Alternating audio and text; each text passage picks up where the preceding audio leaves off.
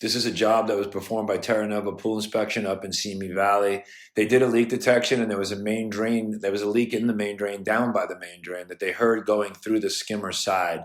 So they did the leak detection, and now they knew what was leaking. But when they drained the pool and they opened it up, it was plastered over. So they had an open line on one side and closed on the other. They chipped it open. This is what it looked like, all plastered up and closed up. And this is what it looks like when we chipped it out and got the line nice and open and exposed. Then what we're going to do is blow it out. We're going to get it nice and dry. That's one of the most important parts of using the pipoxy system.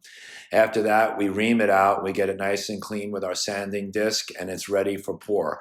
When we pour it, we send our brush in, and the brush is going to actually go in there and coat the whole pipe of what we're repairing. This is 3 feet back, and that's how far back we're going. After we get it coated, you can see the yellow, that's the pipoxy coating that's in there. After we get that nice and coated, what we're going to do is we're going to put our blower on it. Our blower is going to dry it out and get it right.